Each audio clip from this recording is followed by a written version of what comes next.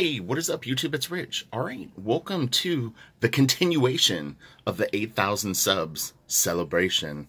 All right, so I had to go out to my garage and storage to look for some comics that a guy was buying a piece of art, and he wondered if I had the comic book of the page he was getting, and generally, like, you know, it's kind of, they're on their own to do it, but he was a nice guy, and he's just getting into collecting art, so I had to go out there, and as I was going out there, I saw this, and I was like, you know what, I wanted to continue the celebration. I think that this is a really, really fun book, and a great artist to focus on, so welcome to Artist Spotlight, we'll call it, because I don't think there'll be a ton of storytelling. There will be pages in here, but yeah, Brian Bolland, I mean, the guy is an incredible comic book artist, an incredible illustrator, highly influential, tons of iconic pieces that he's worked on, and he's just fantastic. So this is a big thick book. Let's get rolling. All right, oh look, I slid a cover in it. This is just the cover. I'm pretty notorious for, you know, I'll rip covers off books and not keep the full comic because I have so many. But Bolland does beautiful lighting. He puts this, like, just nice light source on his characters that really gives them, like, a sense of depth. And I mean, just look at the folds, like, on this arm, how gorgeous they are. And then just this, I mean, it's just so killer. So you're in for a treat. And at some point I can actually go through my little cover collection that I have of Brian's, because oh, there's a bunch in here. We won't do this today though, but trust me, I have way more, but I'm pretty cutthroat. I've ripped covers off of the really valuable books early on. I don't do this anymore, just to be clear, but back when I was younger, it's like, I like this cover, but the art inside the book sucks. All right, rip. It's like, space is valuable. All right, I'm gonna set the phone down and pause it for 1 sec. Okay, I needed something to support the book. It was sliding off of my drafting table because it's sort of tilted. So yeah, you can get this book pretty cheap, and we'll talk about the book itself later in the video, but let's just enjoy the art. So this is a beautiful Judge Dredd piece here, and I would guess that my first exposure to Brian's work would have been The Killing Joke, and way after the fact. I mean, the book had come out probably years before I even started collecting comics. Oh, edited by Joe Pruitt, interesting. But so this is an Image Comics Desperado publishing thing. So this is Brian's introduction. We won't get hung up on that. So some early pieces. Let's just kind of zoom in. Or maybe these are influences. That looks like an influence on his. Okay, so we'll get to the art itself. So a little bit of reading. That's fun. It's always cool to get some background on artists. Then so David Wright. So apparently David Wright, I'm guessing, was an influence on Bolland's work. It's nice looking stuff. So let's keep going. Oh, influence. Everyone that was an artist in the 70s that was English, they all look like they were from, like, prog bands to me. It's like they weren't Jethro Tull or Yes. It's like, it wasn't a Zeppelin vibe. It was definitely more prog rock. Zeppelin were a little more edgy. It's really nice.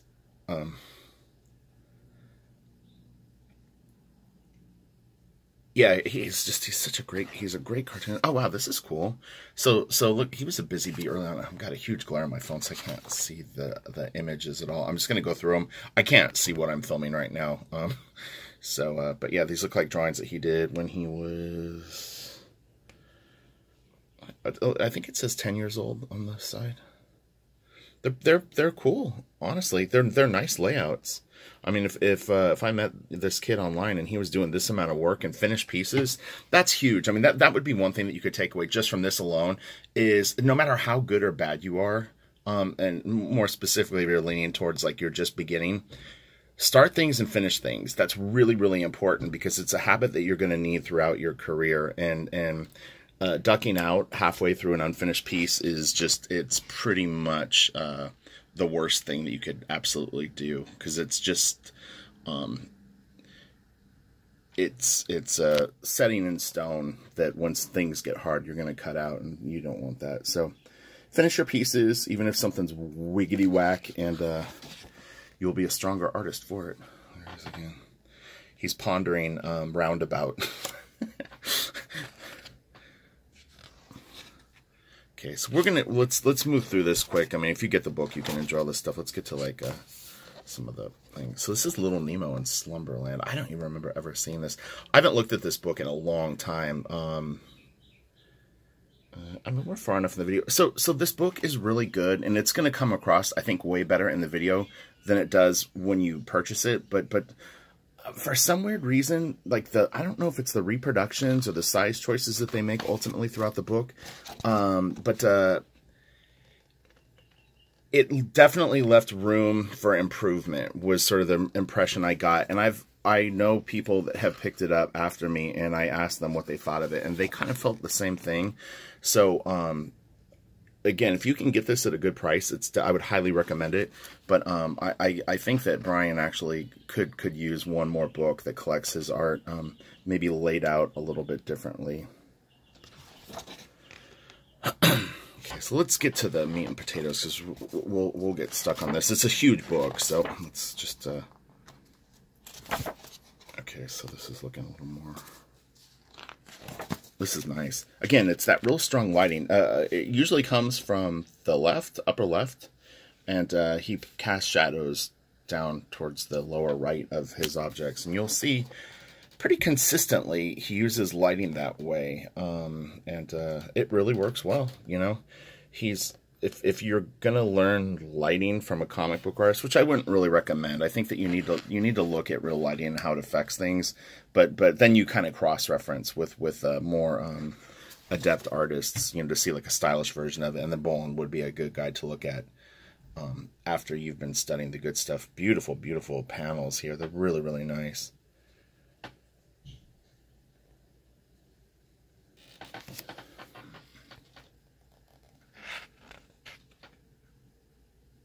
Wow, such nice lighting. But yeah, I'm sure for teenagers growing up over in the UK that were getting to see Brian's work, it was highly, highly influential. He was definitely a shining star in that.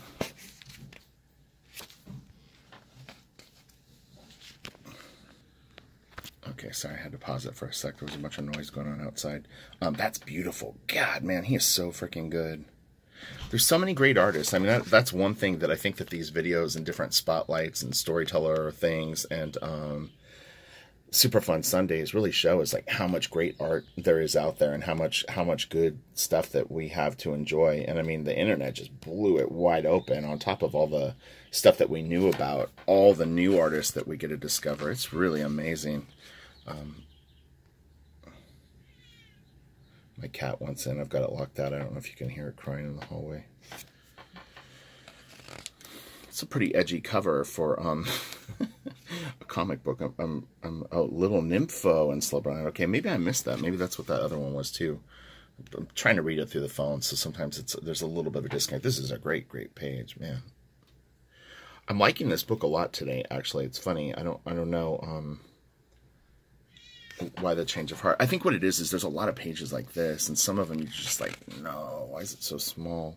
Like, this is real tiny. I mean, it's like, sorry, my fingers are dirty from inking, but you know, I mean, it's not even trading card size. And there's kind of I mean, again, and the reproductions are good, but not great sometimes. Like I said, I think it will show really, really good in the video, which is cool, because it's a nice way to at least get an idea of what's in the book.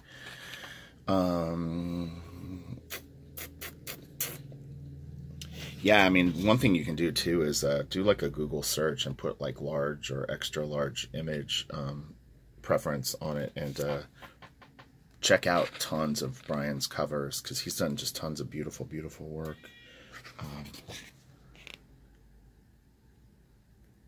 Okay, so let's try to get to I'll move forward a little bit. Right, so here's some. I have a lot of these comics, actually. Over the years, I've slowly picked them up from, you know, comic book store back issue bins and stuff like that. It's just, man, God, the guy's lighting and forms are so good. He draws so well. I mean, it's like he's a perfect storm because he's got every good trait that you would want for a comic book artist. This is great. Let's show this cover real quick. Such wild characters. Oh my gosh, they're so crazy. I really like that. Oh, nice. This is a real nice page. Look at that. That's so killer.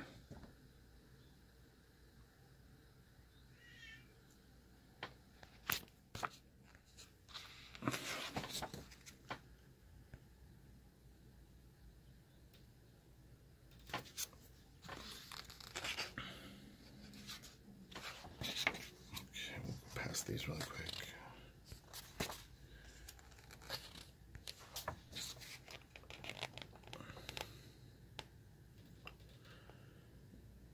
For people that grew up with this stuff, I'd be curious, who were some of your favorite artists at that time, like that were working for like the 2000 AD stuff? Because I know that somewhere I have like a lot of so Mike McCone, Mahon, Dave Gibbons, and myself. Yeah, they had a lot of really, really talented artists over there.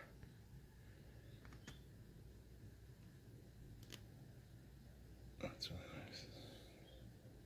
nice. It's super tiny, but you know what? Like with the camera, it all sort of works. It's interesting. Should film all my books that have small reproductions, and then it's like you get the full screen effect. It's the zoom. Okay, let's kind of move forward a little bit. Laser nice. Man, it's solid. That's really good too.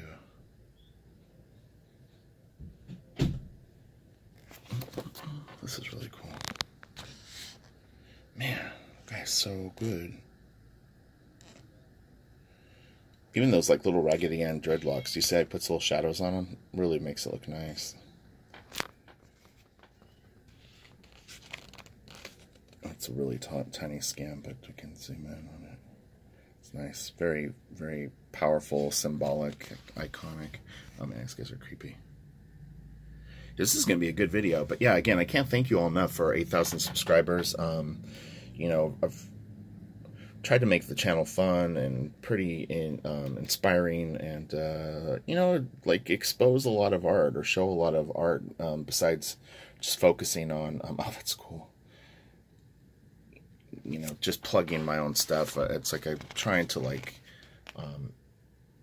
you know, I think I was fortunate enough to come up around a really, really cool group of artists that turned me on to a lot of stuff. Tom Ranney would show me books, Tom McWeeny, all the other newer artists that were coming in, and then, you know, all of the Jim Lees and Los Portacios that you know, were around, and yeah, I was exposed to a lot of different stuff, and you know, like, it's definitely part of the learning process is being turned on to stuff, you know. That's really cool. My cat is not going to let it go. It's just like, let me in, dude. You're on YouTube. You know I love YouTube. We're celebrating together. Let me in. Oh, this is nice. Oh, and by the way, when I was about to start this video, there was like a guy. He had like a motorized hang glider. It was really weird. It was super loud though. I thought it was a helicopter, and I was kind of laughing. And then I looked, and it was like, it had the wings of like a hang glider, but then like you could sit in it. Like it had like a motorcycle sidecar seat that he was in. It was a little crazy. This is a great piece. I hope that this is in black and white here, but I absolutely love how he drew the spaghetti on the plate. It is so freaky. It has such a great sense of depth to it. Oh, this is such an iconic cover.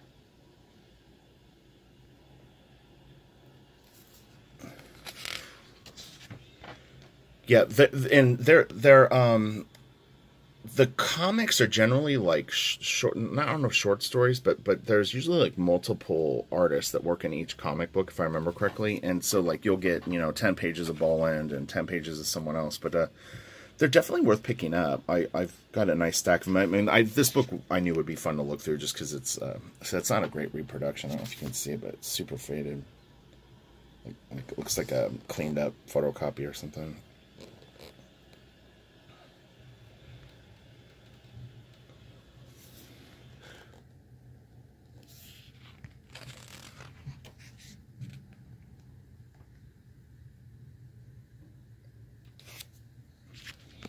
This phone gets heavy. It's crazy. Like, I don't know what it is.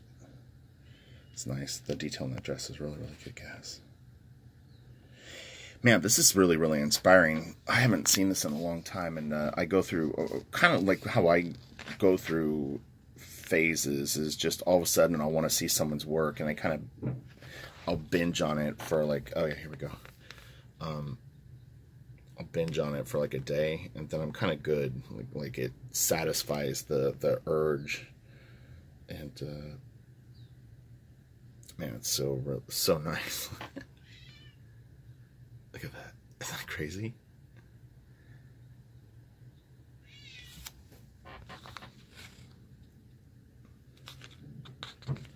Judge Death lives. He certainly does.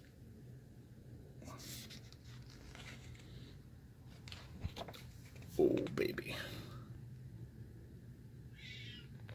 You ain't getting in.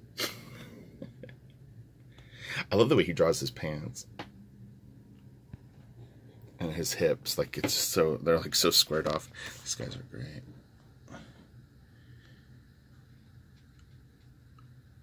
I would love a big black and white poster of this whole spread. I think it's missing one character, though. It's not like the whole piece right here. It's like a double page spread, I think, in the comic book.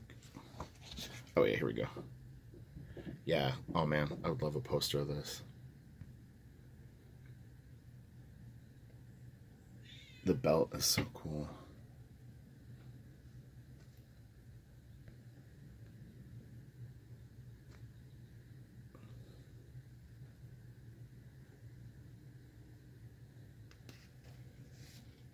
I tweaked my back yesterday and it was sore today. I haven't had a back thing for a long time, but this sucks. I'm gonna have to take some Advil or something after this. I've been kind of working out, like, trying to get into like just in the habit of like exercising every day, so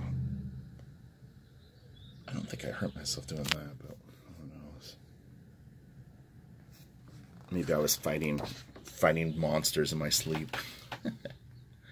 It's cool.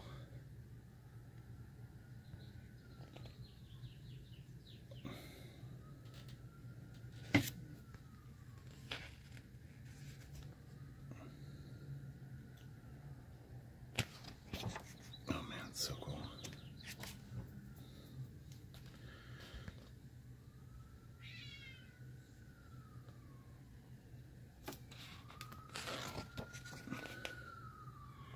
Cool. The police are here.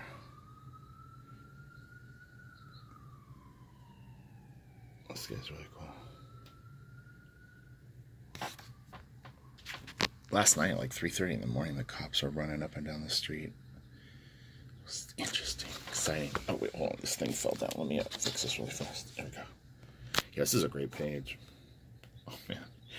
Oh yeah, Scott Williams has this Sergeant Rock piece, original, that Brian Bolland did. I don't know if it's in this book. It is so kick-ass though. Oh my god.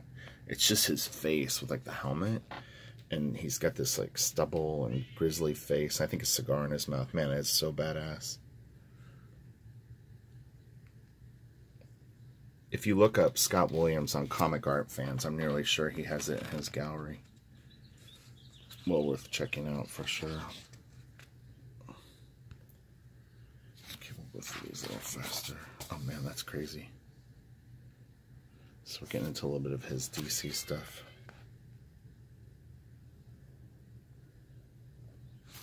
Why did I have to get a cat that talks? I know. Oh, this is really nice. I have this whole series of the Camelot 3000.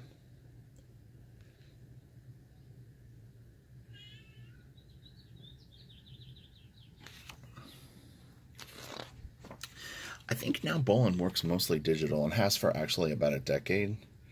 I can't remember if his eyes or his hand or something was giving him some trouble, and so he switched to digital. And my guess is at the time when he initially did it, because Clip Studio Paint and Manga Studio or whatever didn't exist, he probably was using Photoshop. But who knows what he uses now. I don't know how active he is, like if he's still doing covers or not. I'm kind of out of the loop a little bit with the new stuff. Just a little bit. Was easier to keep up with things when I was at Wildstorm, because DC would send us comps, and then now they're all digital comps, and Comixology is cool, but it's just not the same for me. So I like hard copies of stuff. It's part of the fun of collecting, right? It's like you collect comics. I mean, you can collect files, but it's like...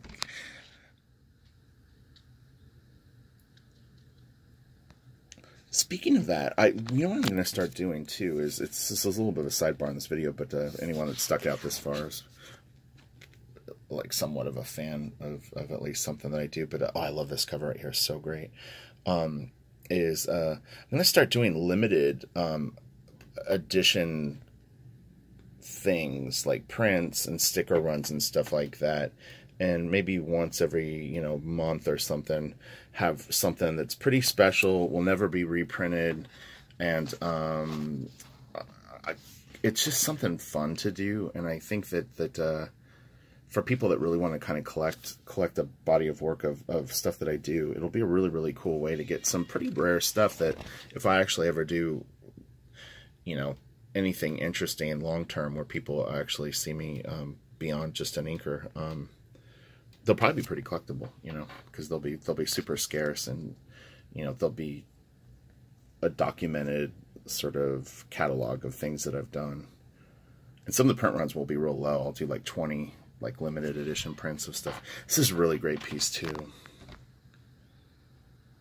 Man, it's so sick. It's so creepy. Guy's in a bad way.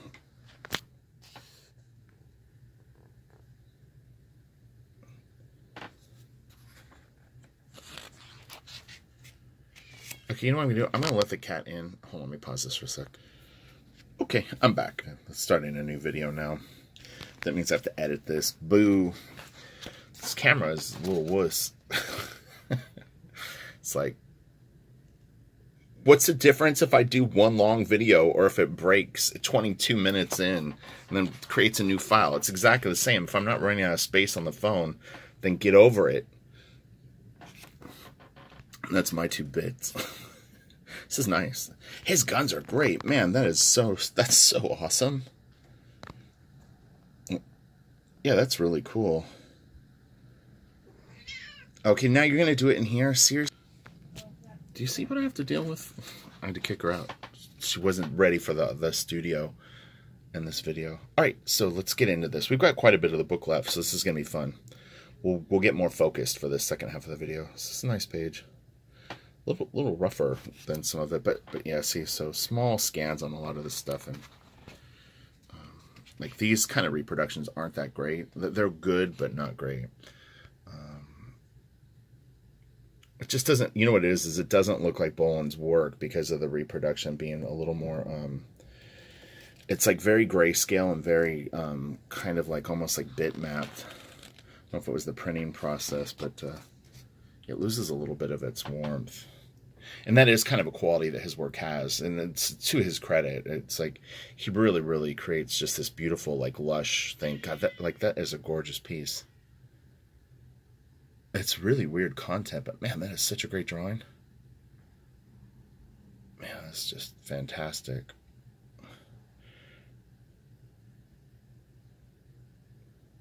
Man, even his name. I wonder if that's a paste up. It doesn't look like it. It's tough to work sometimes in white, like put your name in white, especially that neat, because it almost is like got a blocky font sort of thing. Look at this dude. He's crazy. I think I saw this guy down by Starbucks. He had like a bike. Oh man. You know, Jim actually had a really beautiful piece. I wonder if it's in here. The first time I went to Jim Lee's house, I don't know if it was the first time, but he was having a card game. This is a funny story. I'll share kind of a neat little story. So he was having a card game. I didn't know Jim really at that point. I mean, I had met him at the studio, but he was having a card game and invited just, you know, anyone that wanted to come up. So I think it started at like 7. I'm real prompt, so I got there like right at 7, and no one was there. And Jim was kind of like setting up, so he was like a little busy. And again, I didn't really know him, so you know, it was like a little awkward. it's like you know, like a legendary artist, and I'm just some scrub. I don't think I was an intern, but Jim was really nice to me. But he had this huge stack of like original art on his pool table. It might have even been like 3 or 4 stacks of art. But on his wall he had a beautiful Brian Bolland piece framed kind of by he had like a granny flat like behind his house at the time, and his studio was up there, so it had a couple of rooms and a bathroom. But the art that was on the pool table was like all this like old like Jack Kirby and his work and like stuff that he had collected from other artists. It was insane. So I spent like 20 minutes like looking through art until people started to show up.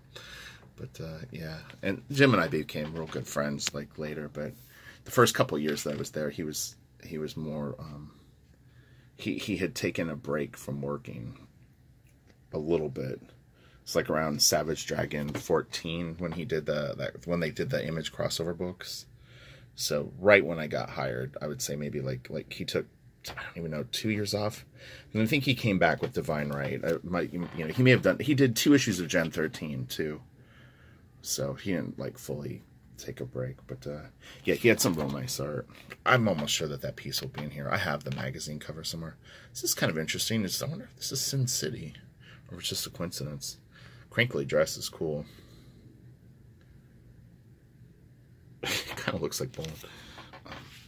Oh man, boy, I'll tell you, when he does his upshots, he doesn't like suggest things. That makes it a lot harder to draw and have it look accurate. This is great too. God. Ethan Van Sciver had a lot of Brian Bolland in his stuff. I was trying to think, like, I keep thinking of Jamie Hewlett when I look at a lot of this stuff. Not this era in particular, but his earlier stuff. For sure, Hewlett was a big fan. I mean, you could definitely see that. But in terms of American comic book artists, I know that Ethan for sure had like a chunk of time that his stuff was getting pretty Bolland. You know, it looked quite nice. I mean, he was definitely, it worked well with his style, and I thought yeah, like I was like, wow, this is really interesting. This is looking good. It's you know, time consuming though. It's no joke. Those pages will take you a while if you're gonna try to draw like Bolland. It's not a stripped down style. This is nice. So wow, this is really interesting. So I don't even know if this was actually a cover. It kind of looks like it was, and then this, but this would be interesting if this was actually the cover of the book.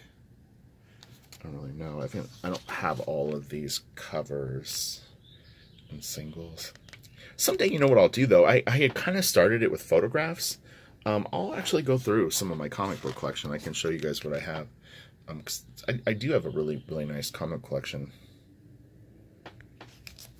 So it's not all just like me going to readcomicsonline.com. It's just easier. It's easier to shoot those videos that way and not have to dig through boxes and my shelves and stuff looking for like particular runs of books. But there's very little I think that I've. Oh, look, it's my initials. That's cool. Richard Friend.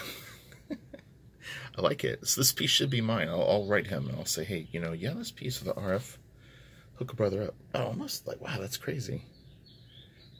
I like it. Oh, Howard the Duck. Are people fans of Howard the Duck? I've always kind of wondered. Like I didn't really connect with him. I have a real nice Chris Bacalo double page spread piece of original art with Howard the Duck in a bar going after all these bikers. But I just loved. It was such an impactful piece in the book that I grabbed it. But oh, what is going on? This is some wild stuff here. Nice chandelier. Ooh la la, what in the world, Brian? Jeez Louise. It's children. Think of the children. This is nice. Man, what a great shot. Oh, that would be tricky to draw. Isn't this incredible? Like, if you're a fan of Bolland stuff and you don't have this book, think about how many pages and pieces of art you're seeing in this that you've never seen before. The first time that I had a realization like that was looking at one of the Jim Lee, kind of like spotlight on Jim Lee. It was a hardcover book, I think, and it wasn't the Wizard one. It might have been like a, I don't know, do I have it on my shelf? I'm just looking to see if I have it in here right now. I thought I did, do I? Must be out in storage, but it was absolutely insane how much art was in the book, and it was just mainly covers, and a lot of the covers Jim had done interiors for, and it was just like, it was staggering how many covers there were just in general. And then you started thinking about all the interior pages, and you're like, God dang, the guy's drawn a ton of stuff. Sorry, my little book holder thing is sliding down. Well, I have to say that this book has aged better than I thought. When I got it, I was a little tiny bit disappointed, honestly. I don't know why, though. It's just like I said, the reproductions weren't completely... Man, that is crazy. He had really good white ink. Or, oh, no, that's got to be white ink. God dang. That is so tight. He's got a couple of lines that drift a little bit, but man, that is so difficult to do with white paint.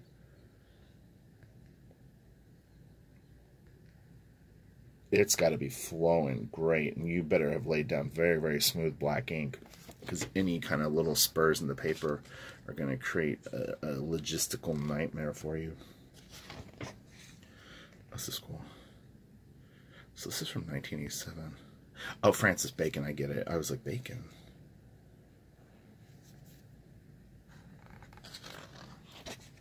Okay, let me pause this for 1 sec so I can rest my arm. Okay, I'm back.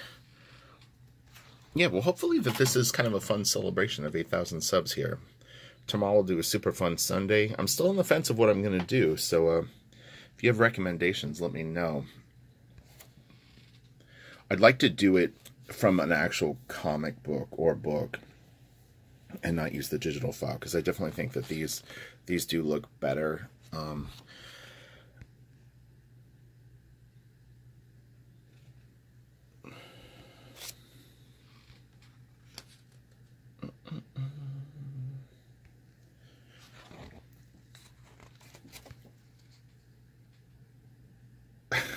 That's pretty funny.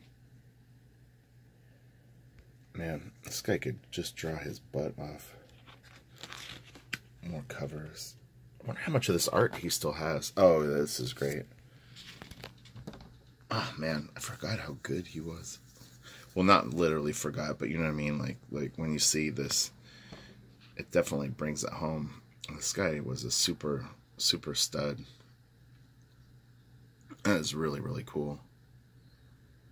Man, if they could do an artist edition of Bolland, oh my God, that would be amazing. Scott Doombier, please, someone find a... I mean, he's done so much art. Killing Joke would be interesting. I would want more. I would want what do they call artifact edition, where it covers a lot of ground. Definitely Killing Joke pages would be great, but I would want more variety. Man, what an iconic thing this was. Yes, these aren't great reproductions. It's okay. They're decent. Man, there was a cover that he did with a typewriter. Oh, it was a Batman black and white story. I have full-size photocopies of them off the original boards. I think that they were sent to Wildstorm, and they were nice enough to let me make copies of them. And I have a full set of the stuff off of his original boards. I'm pretty sure that I used the black and white machine. I can't remember at the time, but we did have a color copier there that I would sometimes use. But yeah, they were pretty nice about that for me, because they knew I was pretty respectful with the stuff and obviously very careful with the art. But you know, if something really good came in, I remember I didn't make copies of them, but like Alex Ross paintings would come in for Astro City, and man, they were just beautiful, beautiful originals. It was just ridiculous, like how perfect that they were. I mean, it didn't look like he ever made a mistake. It was pretty insane, and they're pretty big pieces, but you know, at any one time, I mean, there could be 5 or 10 Alex Ross paintings just sort of like in the scan room, like in drawers, not just sitting out. And they were very, very careful with them, just to be clear. But you know, I would have to go in and sometimes scan art, and I'd see one and be like, whoa, God, it's absolutely insane. This is a great piece. His hair, the way that he draws like brunette's hair, is really, really good. The actress and the bishop. There's a gold photo of him. Yeah, I mean, somewhere all this art exists. Isn't that insane? And again, this is not all of the work that he's done. Somewhere out there, this page is like literally sitting in someone's either collection or at Bolland's house. And then multiply that by everything that we've looked at and not seen. It's amazing, right? But that's how you get good. This is what I try to tell people is don't get hung up on that you're not very good right now. You need to do a lot of drawings. You start and finish 1,000 drawings. It is literally impossible for you not to improve. And the thing is all these artists that we respect so much have done a ton of drawing. So that gets you moving right there. And this is the other advice I would give you, is if you're somehow stuck at the starting gate, whatever that means for you, just draw for 3 months. And when you're finished with pieces, put them away and don't even look at them. Don't judge them. Don't feel the need that you need to share them on Instagram. And, you know, after 3 months, then maybe look through them one night. And then kind of like see what you did. It's really helpful, because yeah, if you just hyper, well, and this is what happens with professional artists. This is a simple example: is we're pulled out of our comfort zone a lot of times. The deadlines make us have to finish things that maybe we would have spent more time on, or the layout wasn't perfect, or the layout that the editor liked wasn't the one that you loved, and so you're pushed and pulled in all these different directions. And if you talk to a lot of artists about published work that they've done, you know, they would go, oh man, like I wanted to work on this girl's face so much more, but I had to get it in. But at the end of it, it's a finished piece. It's done. It is what it is. And then the next time that you draw, you sort of face that opportunity again to do it right. Like again, these are so tough the way that he draws them, so clean. So he did a run of covers on Animal Man that are really, really good. I have almost all of them. Again, some of these are pretty small. I've never actually read the Animal Man comic. It's funny, it reminds me a tiny bit of some of the stuff that I've seen lately. Clayman, that was what it was. The Clayman cover with the field with all the flowers. This is cool. Ooh, ooh, ah, ah. The 90s, okay. Man, that's wild. That's really, really unusual. I look, see, that's all hand lettered. It's pretty cool. Prince, I don't remember this. It's funny. It's interesting. It's really well done, but so Bolland too. You could pop a Joker head on it. It's like, so we're getting through a lot of this book. This is gonna be a long video. People could settle in for a wild ride. The colors are kind of funky. This is not a good reproduction on that. All right, so let's keep moving.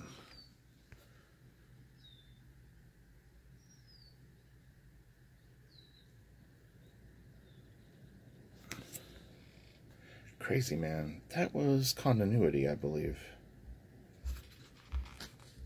Yeah, Neil Adams Continuity Comics. I was trying to think yesterday of some of the continuity. Oh, Samari. That was the book that I was trying to think of yesterday. It's funny, that just came to me. And there was a boy one too, like Timmy the Boy something. He's like had robots or something. I can't remember what it was. Timmy. Oh, this is the piece that Jim has. Yeah, so Jim had this cover. Wow, this Mobius piece is really cool. Or Arzak. Man, that is great. It almost looks like a photo. Like, I thought part of it was a photostat. That's wild. Damn. Oh, we have woodpeckers. It's so funny. I'd seen one walking one day, and I was like, what in the little bird is that? Oh, that's so nice. But yeah, we have these red-headed woodpeckers. Oh, okay, and there's his photo reference. Boy, he did a beautiful job reproducing that. That's how you use photo reference. Dang. That is sick. So yeah, Jim had that original up, I think, right by a bathroom. Okay, so we're at 40 minutes. I should probably wrap this up. This is such a long video. We'll do a fast thing. I'll try to find, like, okay, we'll look at some of the Wonder Woman pieces. This is really nice.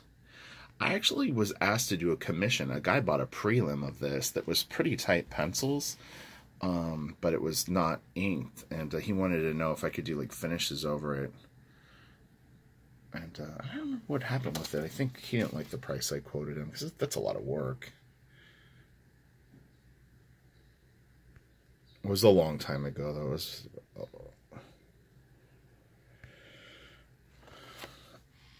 I could have done it, though. Faux show. Would have been interesting. Oh, yeah, this is so great. I love this cover. Man, it's awesome. I have all these issues, too. This is a nice Wonder Woman cover. So, okay, I think we'll end it there. Let's see. A couple more. Oh, yeah, these are what, Vamps? What's the name of this comic? Vamp? Something like that.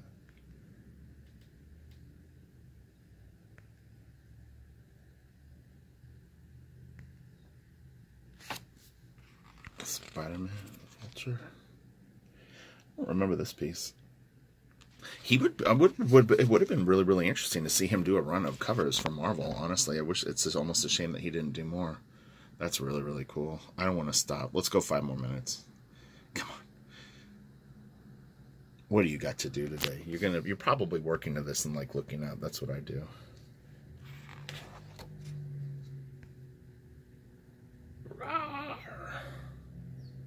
Man, that is some detailed stuff right there. Hellstorm. It's cute.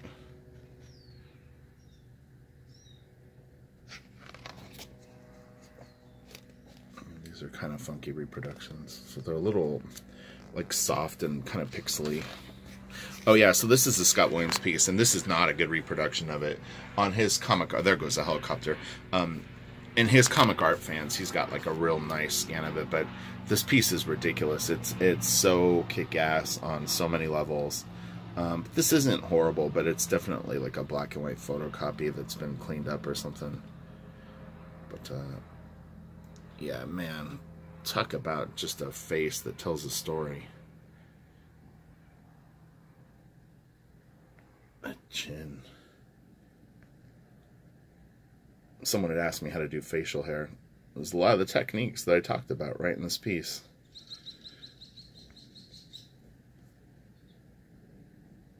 But if you look at the line, I mean, like, this is pretty loose.